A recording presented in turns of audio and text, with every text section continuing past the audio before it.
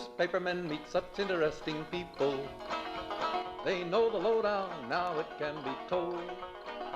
I'll tell you quite reliably off the record about some charming people I have known. For I meet politicians and grafters by the score, killers plain and fancy, it's really quite a bore. Oh, newspapermen meet such interesting people. They wallow in corruption, crime and gore. Ting-a-ling-ling, city desk, full the press, extra, extra, read all about it, it's a mess, meets the test. Oh, newspapermen meet such interesting people. It's wonderful to represent the press. This is the Media Project for almost 30 years, a half hour of commentary and analysis on what's going on in the media. And we're glad to have you join us here. I'm Rex Smith, formerly editor of the Times-Union, now with the Upstate American, which you can find online. I'm here with some other veteran journalists, Judy Patrick, who was the editor of the Daily Gazette, now vice president of the New York Press Association, and Barbara Lombardo, executive editor of the Saratogian and the Record of Troy. And there's Ira Fussfeld, publisher emeritus of the Kingston paper, the Daily Freeman and affiliated publications. How y'all doing here? I think it's more than 30 years. I would love for us to get a handle on that exactly. I'm looking at our producer, David Gastina, because the station is about 40 years old, and I'm pretty certain, because I was on many, many years ago in the late 80s. So I can tell you it began when Gary Fryer, who had been the communication director for Governor Mario Cuomo, when Cuomo lost office, Gary Fryer and Alan Chartock decided they wanted to do a show to get even with the media, to analyze the media, because the media is always taking pot shots at politicians, supposedly. So Cuomo lost in 94. So this program began in the beginning of 95, I think. Wow. How about that? So you're right. In the beginning of the internet age? Pre-internet almost, age. Yeah. I remember when I first arrived at the Times-Union in 1995. In early 96, the guy who was my predecessor as editor, Jeff Cohen, asked everybody to tell him what was their favorite website. And it was because he wanted us to become web aware. And I didn't have an answer. So I went to the guy who was then running what was called the Electric TU, which is the predecessor of TimesUnion.com. Electric TU was the brand. And I said, well, what's my favorite website? And he said, well, you would like the NewYorkTimes.com. And I just really didn't know. So, I mean, that's how far we've come just in, well, that's almost 30 years now. It also just anecdotally explains why the legacy media, particularly in print, was not ready for this revolution, and it should have been, the digital revolution. And by the time it really geared up to it places it ought to have been, others had bypassed us. I think that there were some who were better prepared than others. The first person who ever showed me what a website was Ken Paulson, who was the editor in those days of what became the Journal News, which is the newspapers of Westchester County. He was the Gannett editor. Rockland. He became editor of USA Today, and he's now the journalism dean at Eastern Tennessee State University. And I believe that Gannett in those days had the name NewYork.com. I believe they owned that and sold it. Now, wouldn't you wish that you had NewYork.com right now as a brand? That's a pretty powerful brand, I think. Anyway, I didn't understand what it was, and look how far we've come, and or else we're just very old. Right. I remember Eric Anderson, my business editor at the time, who eventually went to work at the Times-Union, preaching about the value of the internet. And at the time, I was knitting while I was online because it took so long for a page to load. And I said, this will never go. No one is ever going to be able to have the patience to do anything wonderful with this technology. And nowadays we stream movies. Well, one of the many publishers that I had over the years, and was only there for a couple of years and is no longer in the news business, was very adamant at the time saying, this is a fad. Don't worry about this. Don't worry. People are not going to want to read their newspapers on a computer. Right. You can't take it into the bathroom. Well, we know better about that. Quite amazing. I think I mentioned it on this program a few weeks ago, is that we were unprepared, we meaning the business side, was the impact that Craigslist was going to have on our classified advertising, which had historically been exclusive to the newspaper business. If you wanted to buy or sell or look for a job or get an automobile, you'd go to the newspaper's classified section. And when Craigslist came around, we didn't really treat it seriously. I can recall a publisher's meeting with Dave Mack at the Rochester paper we guys ought to be paying attention to this because you're going to eat our lunch. And guess what? He was right. They ate our lunch and our dinner and our breakfast. And we weren't ready for it. A fatal arrogance. Yeah, it was hard to see how that could be. You know, who wants to have to lug around a computer? Nobody except some people perhaps foresaw the fact that we're all carrying cell phones that are sitting But it was here not on only that, top of us. Craigslist was free. Mm-hmm. Yes, exactly. Which certainly eroded the revenue of newspapers. That plus the advertising inserts that used to make newspapers really, really fat and do not anymore. So that has all had such an impact. And of course, the companies that own newspapers that survive have gotten into the digital side of things so rapidly. But it is too little too late. Chasing instead of leading. Well, when you talk about missing the boat and not being able to plan ahead, there was a story we looked at the other day about the New York Times trying to look ahead in terms of being better prepared with AI, although that ship's been in motion for a while now. It has. They now have a director of AI. So that's, I mean, we all know that that's going to play a huge role in newspaper production. You don't, my first internship in newspapering, I spent half my time in the sports department taking calls that would end up being in agate listings, you know, which is the little tiny type, folks. Agate is the word in newspapering for the scores that go onto the sports pages. And, you know, you don't need that anymore. AI can do games and actually write game summaries. So that's just the beginning of it. To use AI as a reporting tool is just sensible at this point, right? But I give the Times credit for creating this position. But just as I mentioned with Craigslist, the cow is already out of the barn. They're chasing. Now, good for them. They're doing it. And I don't know how many other companies are. But we're chasing. You know, AI seems like it's brand new, but it's not brand new to people who have had an iPhone and have been talking to Siri for years. There are any number of examples of AI beyond what has been discussed recently about plagiarism and generating content that may or may not be done by human beings. But AI has been around a long time, and now we're finally recognizing it and trying to deal with it. Well, one of the things the industry is trying to do is establish policies that recognize basic principles that we should adhere to when we're using AI. I can't imagine that many newspapers or organizations already have this, but at the upper level, you see some policies that deal directly with when you can use AI, when it should be labeled, and some moral discussion about that as well. So is that going to really affect communication generally? Journalism has ethical standards that we follow, which is what you're talking about here, but the rest of the communication industry doesn't, and it's not followed by Fox News, for example, and its lesser imitators. So I worry that real journalism is going to be left behind because we have principles of that sort. And communication is going to just be guided by unethical players who can generate fake content based on artificial intelligence. It's a difficult situation. The AI-generated content that I've read so far is stilted. There's something about it that is recognizable, not easily recognizable, but it just, for a trained editor, it comes across as, this is machine language. I know it will get better, but for now, I'm not seeing it duplicate a great opinion column or a wonderful feature story.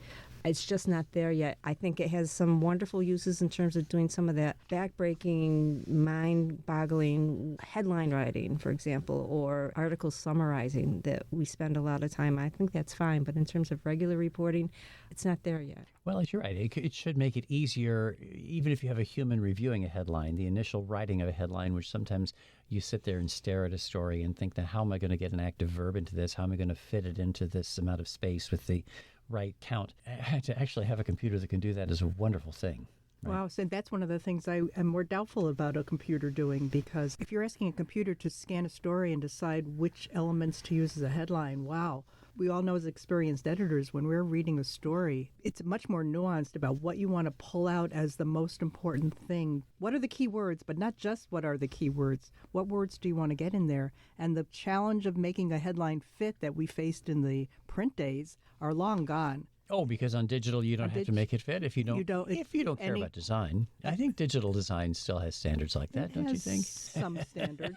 But we're not counting letters anymore. We're not counting, yeah. B's were 2. Right, you don't have to count the letters. You don't exactly have to worry where don't break with a preposition after the first line. Or right. Did you guys have the same experience as I did growing up in the business? In our office, we had the composing room, which doesn't exist anymore, on the third floor, and the editorial department was on the second floor. And we would put typewritten copy, and headlines were put into a basket, and the basket went up to like a pneumatic tube up at the top.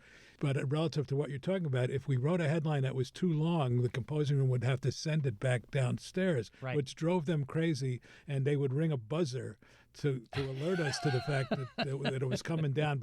And they would just ring this as an incentive to get this headline right the first time. They would buzz forever. That's the glorious old days of newspaper. Yeah, I don't think anybody misses that. Yeah. But it sounds sort of romantic now, doesn't Well, it? you had a pneumatic tube. No, we had a basket, but it's sort of like a pneumatic tube. Oh, we had pneumatic tubes. We had a dumbwaiter. Sure, you did at the Times Union. No. I'm talking about Newsday down on the Long Island, And actually, a great friend of mine, James Barron at the New York Times, tells a funny story about WQXR, the station of the New York Times, which would get headlines from the newsroom via pneumatic tube. And there was a guy actually reading a newscast on the air in WQXR, and he heard the pneumatic tube came in, and so he said, "This just in" from the New York Times newsroom, and he opened it up, and out fell a banana. Somebody had sent him a snack. So anyway, it's just a fun little story. The pneumatic tubes were wonderful little devices, but the gap between the composing room, where they actually had to put things together, and the newsroom, it's hard for people who didn't grow up in that environment of hot type, hot lead being the way that type was set, to even contemplate that you couldn't just type something in your computer and it could be actually put right onto the page. We also had to learn how to read backwards. Those of us who were in charge of following the page forms along in the hot type days, the type was in reverse. And if you're trying to read what was going on, there was like a whole new language you had to read. Okay, so now while we're talking about the old days here, folks, and you can share your memories too, media at WAMC.org is how we get there. Let's talk about how the standards and the stories even have changed. Here now, the most read story of 2023, according to Chartbeat. Now, this isn't a scientific method because Chartbeat is a software, but 60,000 different journalism entities use Chartbeat. It tracks readership engagement, how many times stories are clicked upon. At the Times Union newsroom, we had a display that showed how stories were playing on Chartbeat so reporters could be depressed about how little people were reading their work. But actually, Chartbeat reports the number one story of 2023 from its 60,000 clients. You know what that was? Well, because you guys have read this. We're listeners. Do you know what it was? You can't imagine. It was a Los Angeles Times report on the death of Matthew Perry, the star of Friends. This is what really engages readers. And the second was an account identifying a 72-year-old shooter in the mass killing in the dance hall in Monterey Park. That's at the Los Angeles Times, because that is possibly one of the biggest clients of Chartbeat. But what it shows is that celebrity and true crime are really huge motivators of interest, more so even than war, politics, and economics, the topics that we tend to think we ought to be telling people. Broadcast and TV news discovered that early on, and thus the phrase, "if it bleeds, it leads." Crime stories, they could be a murder in a neighborhood at 6 o'clock in the morning, and the lead story at 6 o'clock at night is not only that story, but the reporter is still standing by him or herself reporting it. But that's what viewers want as well. Yeah. It's really kind of an amazing thing. No war in Gaza, not even Donald Trump, no politics. But is it measuring all stories under that topic, or is it measuring a specific story? And who gets to be counted among Chartbeat? Good point. Yes, that's what I'm saying. It's not scientific. It's only Chartbeat clients. Yeah, so lots of people might have clicked on a war story, but maybe not the one war story. That's probably right. So you're kind of skewing. See, now there's a journalist thinking for you. How about that? That's an editor who's second-guessing. This is why reporters get so ticked off at editors, right? You ask good questions. Yeah, this whole idea, this focus on data, and we've all had experience with talking to reporters about once the information became available, about how much people were reading their stories. It was a rude awakening for a lot of reporters who believed that their opus on the Sewer Commission was going to get a lot of hits when they realized only 3 people actually read it. And the story about the missing cat or the bear up the tree got 100,000 hits. It can be discouraging to reporters, but it's a reality that editors and reporters have to deal with. It's eye-opening, and it's good to have it as a tool where it's not just the editor saying it. Here's the actual clicks to tell you about it. I used to tell my reporters, And now I tell my journalism students, your mother wouldn't read to the end of this story. And I'm only reading to the end because I'm getting paid. Right. Or the subject of the story is probably not even going to read all 30 inches of this. Now, how do you, just thinking though, but how do you deal with that then as a news person who cares about the content, about the value of good journalism? Then talk for our listeners about the balance of that, about understanding some stuff that's important doesn't get the attention. So what do you do about that? Right. It's part of our job is to maybe tell the story in a different way, pull out pieces of the story if it's really long, and if there is really valuable information in the middle or towards the bottom, somehow pull it out, or to make it 2 or 3 stories, or to add some video, or to post it on Instagram or TikTok. I mean, one of our challenges as an industry is we've always said, well, we write the stories, we print the stories, we can't read the stories to you. It's up to you to read the stories. Well, it's actually up to us to find ways of getting that information to them in a way that they will actually consume. And now a lot of the sites do read the stories to you. It's wonderful. But you can have, what are the 5 biggest takeaways from this news as a sidebar? And those are usually helpful. It's kind of in a Q&A format or a list format. Things like that help the readers now, and it's a great use for the AI. A good headline written by a human can help get the message You know, across. the website Axios uses the phrase as smart brevity. That is, they've actually trademarked that as their slogan. But smart brevity is a great way to think about presenting the news, though there are some complex stories that don't lend themselves to brevity.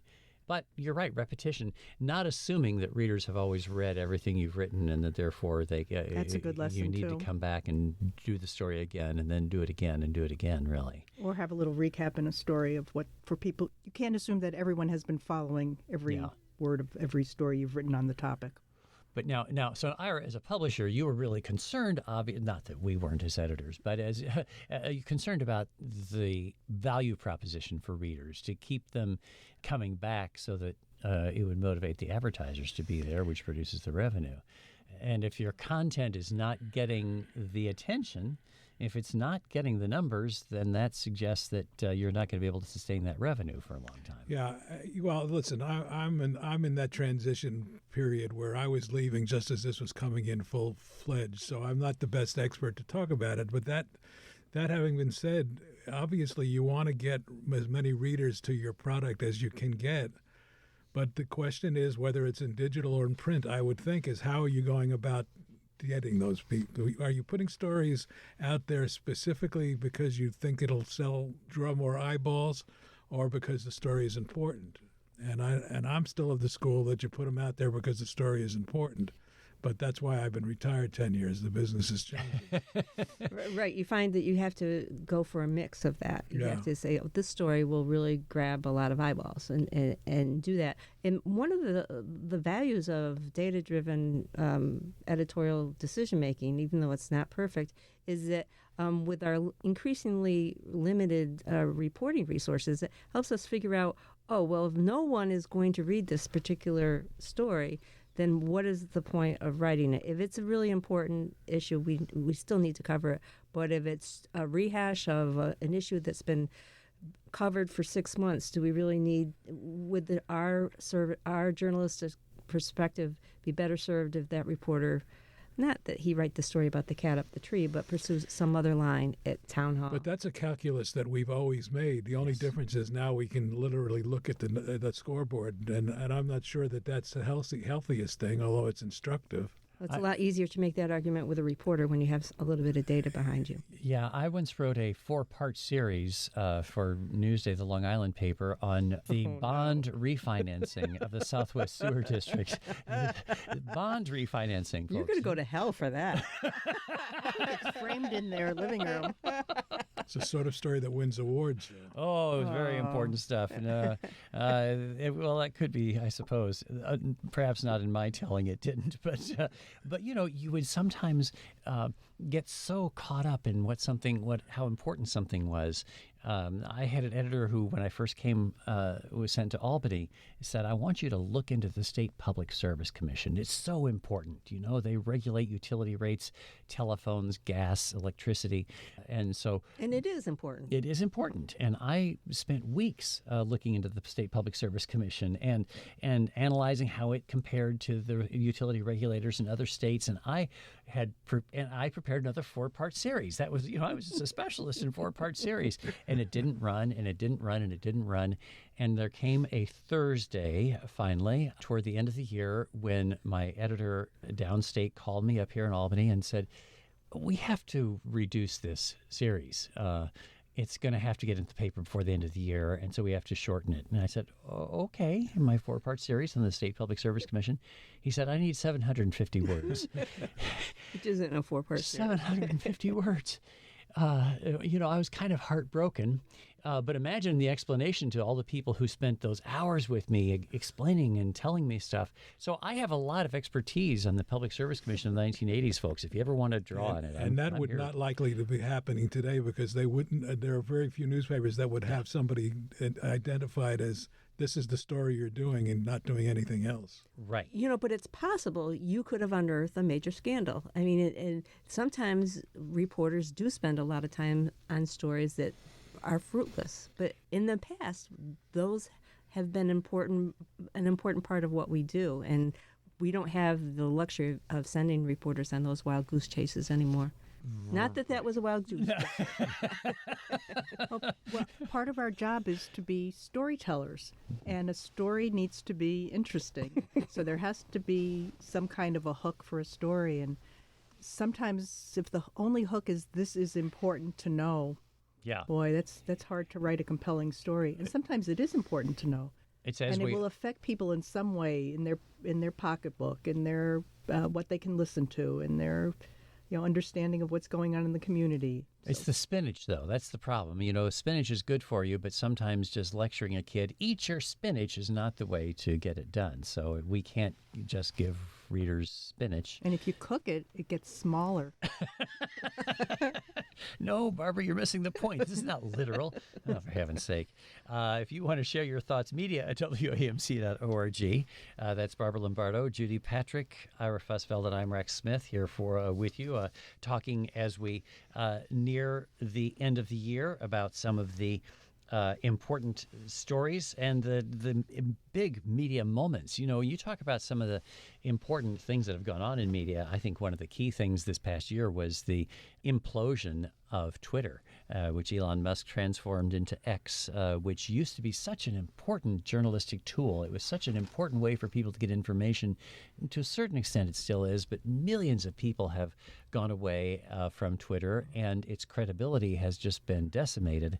So I think that is an important change in the media landscape over the past year. What else? What jumped out at you all as important in 2023, looking back?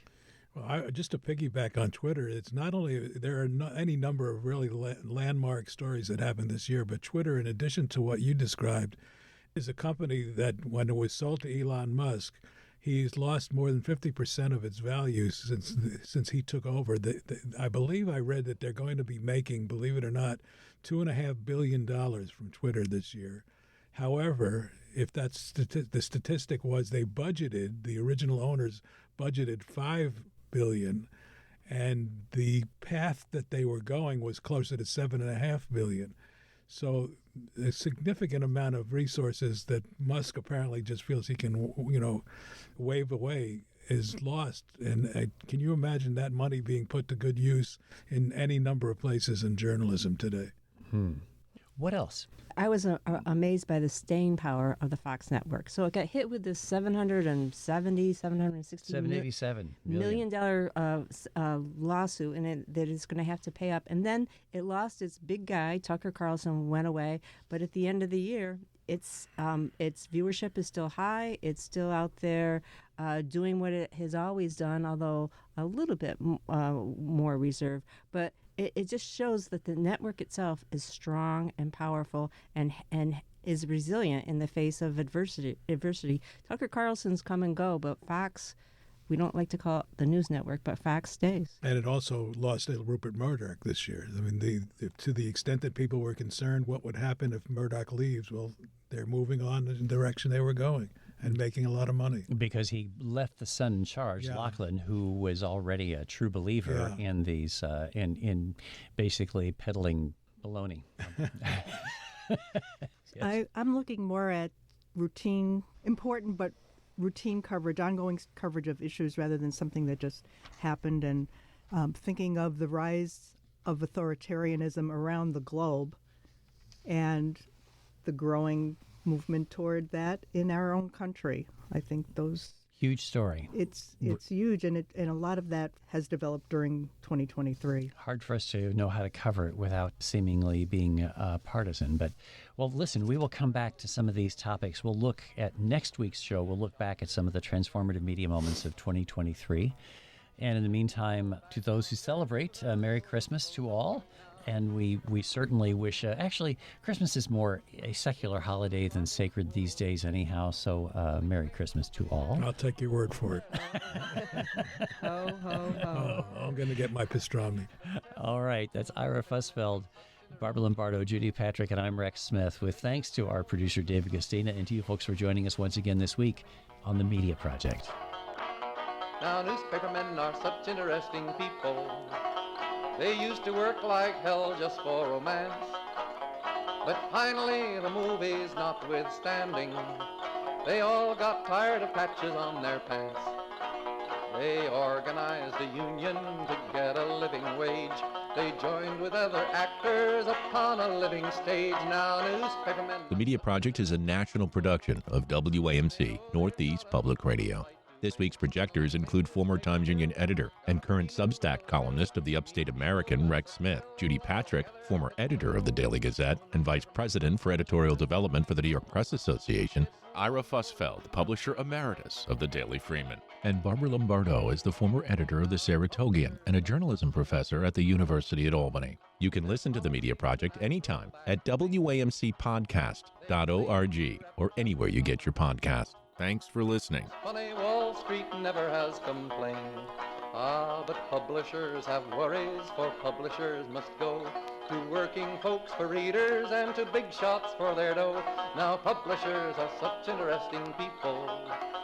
It could be prostitution, I don't know. Ting-a-ling-a-ling, circulation, ting-a-ling-a-ling, advertising, get those readers, get that payoff. What a headache, what a mess. Oh, publishers are such interesting people. Let's give 3 cheers for freedom of the press.